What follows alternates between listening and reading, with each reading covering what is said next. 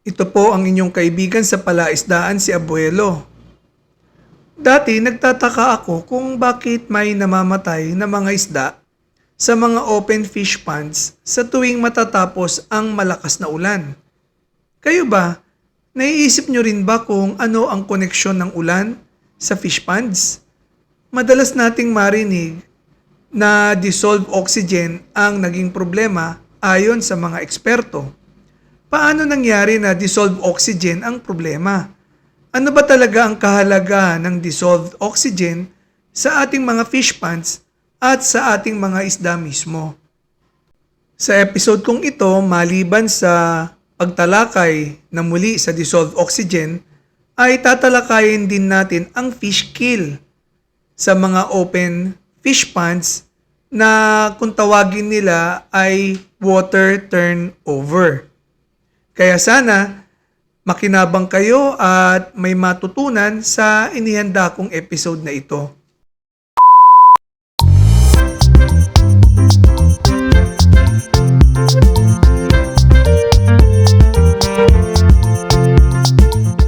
Bago natin tuluyang talakayin ang tungkol sa dissolved oxygen at ang fish kill dahil sa pond water turnover, ay gusto kong i-announce officially na heto na, ang webinar ng Abuelo Fish Pond, October 29, 2023, araw ng linggo, 1:30 p.m. hanggang 3:30 p.m.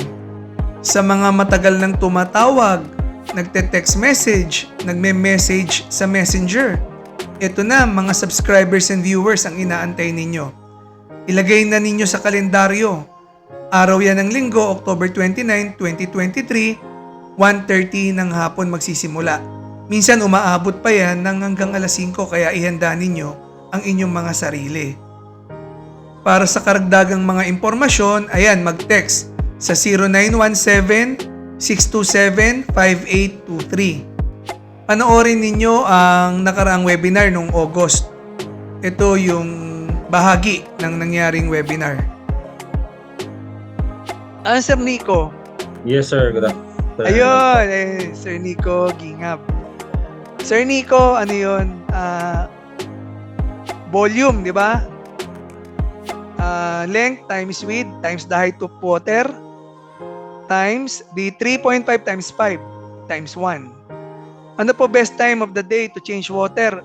Ayun, paano ma-identify ang male at female? Makikita nyo yan pagka-adult. Okay, teka, saan na tayo? Sir, paano gamitin ng salt para gamutin ang Kagaya nga ng nabanggit ko, natapos ang webinar mga alas 5 na. At nagyuwahiwalay kami ng mga kasama ko sa webinar na punong-puno ng ngiti ang kanilang mga mukha. Masayang masaya rin ako. Sa iba't ibang panig ng mundo ay maraming nangyayaring fish kills. Dito nga sa ating bansa, nitong nakaraang January sa taong ito, ay may nangyaring fish kill sa Lake Cebu. Ang Lake Cebu ay nasa Mindanao sa South Cotabato. Hindi lang sa Lake Cebu, nagkakaroon ng fish kill sa Taal Lake sa Batangas, sa Laguna Lake. Ang pagkamatay ng isda sa mga fish ponds ay normal o natural na nangyayari. Pero kapag maramihan o yung tinatawag nga nating fish kill at nangyari yan sa isang pagkakataon lang, mayroong dahilan na dapat nating ikabahala. Ano nga ba yun? Sabi ng mga eksperto at sa mismong experience ko, ang number one sanhi ng pagkamatay ng mga alaga nating isda ay hindi sila makahinga sa tubig na kanilang tinitirhan.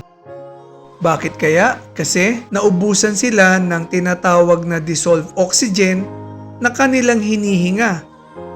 Pero huwag ninyong ipagkamali na ang sanhi lang ng fish kill ay ang pagkaubos ng dissolved oxygen. Meron pang mga ibang dahilan kagaya ng pagkakasakit, yung pagiging infected nila sa fungus o iba't ibang bakterya. Nakakamatay din ang stress. At isa pang dahilan ay ang poisoning, yung chemical poisoning, ang pwedeng poisoning sa ammonia, poisoning sa hydrogen sulfide, pwede ring nalason sila sa fertilizer ng lupa, yan yung mga nasa earthen pond. Ang stress na binabanggit ko dito ay yung stress factor na physical. Gaya ng meron silang kaaway na isda, na injure sila, nasugatan. Pwede ring sudden change ng temperature ng tubig, nakaka-stress sa kanila yon. Yung mainit na tubig, bigla nating papalitan o bubuhusan ng napakalamig na tubig, nakaka-stress sa kanila yon at pwede nilang ikamatay. Teka, yung mga nakikita ninyo sa screen ay mga inventory namin ng fingerlings. Meron kaming mga fingerlings ngayon. Kaya sa mga nangangailangan, you can contact yung number na pina-flash namin sa screen. Puro masisigla ang mga fingerlings namin. Nakakamatay din sa ating mga alagang hito yung gulat. Ito, na-experience ko to. Sunod-sunod na araw ang may lumutang. Mga grow out na. Merong nalaglag sa fish pond ko. Ayun, nagulat sila. Makikita nyo, nagtatakbuhan talaga ng mabilis. Yun, nakakamatay yun. So sa mga sanhi ng pagkamatay na nabanggit ko, yun nga yung pagkakasakit, pwedeng sa stress, pwedeng sa pagkalason. Ang pagtutuunan natin ng pansin ngayon o ang tatalakayin natin ay ang dissolved oxygen, kakulangan sa dissolved oxygen. Kasama nga rin sa tatalakayin natin ay ang water turnover na may kinalaman din ang dissolved oxygen. Ang dissolved oxygen ay may iba't ibang pinanggagalingan. Ang isa dyan ay ang photosynthesis.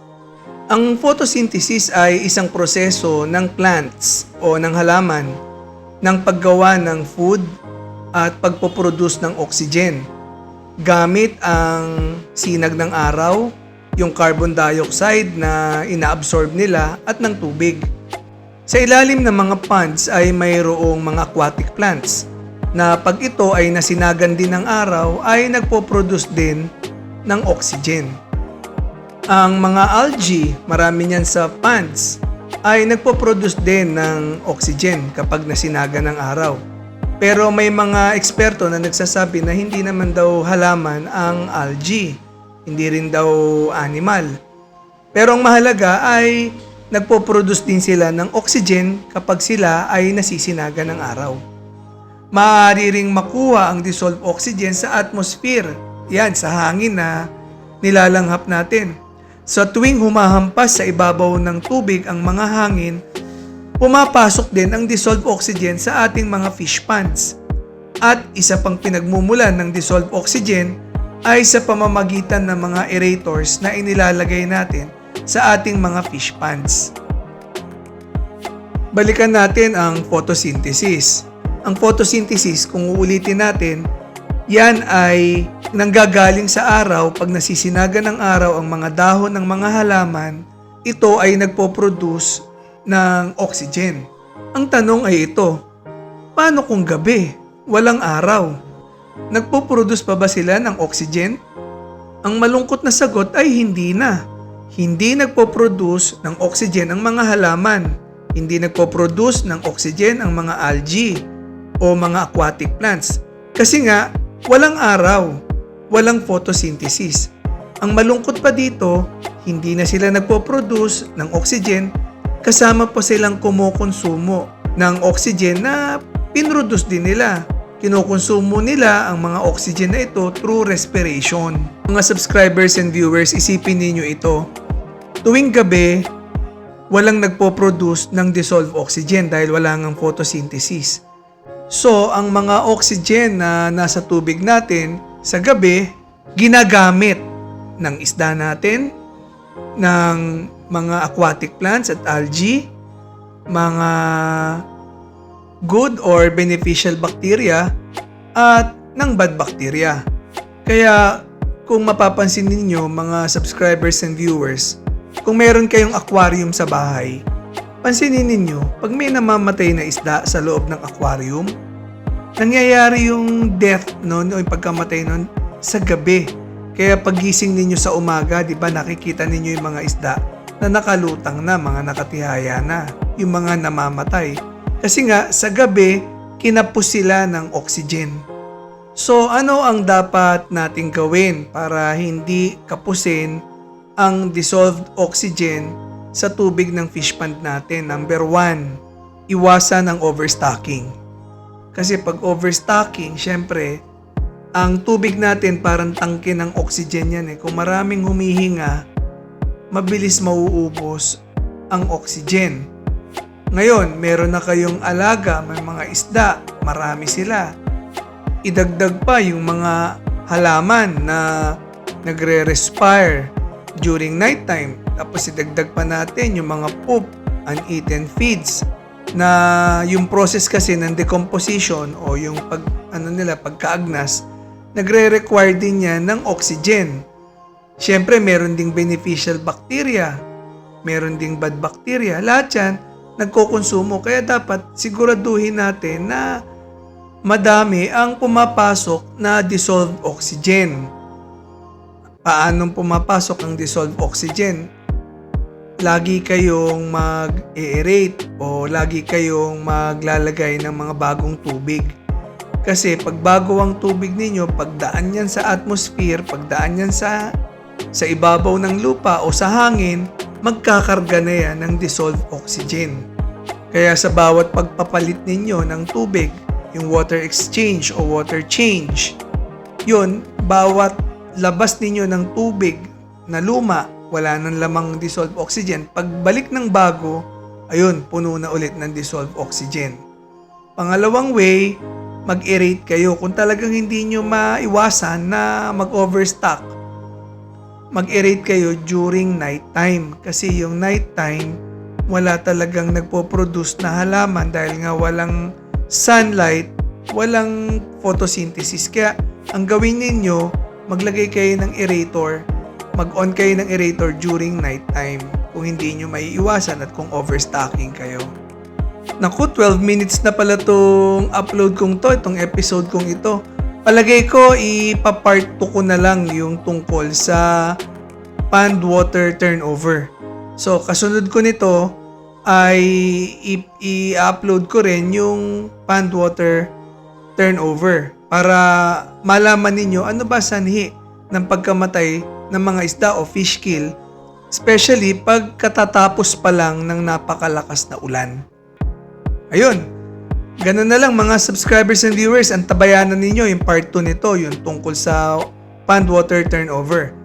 Yung webinar natin, October 29 na, mga subscribers and viewers ha, yung mga nag-aabang. Ayun, i-message nyo na lang yung number na dinisplay ko. At yun nga, kung merong gusto ng fingerlings, i-contactin nyo din yung number na binigay ko para sa mga masisigla, malalakas na mga fingerlings. Ito po ang inyong kaibigan sa palaisdaan na sobrang na-miss kayo dahil matagal akong hindi nakapag-upload. Si Abuelo. Hanggang sa susunod. Bye-bye!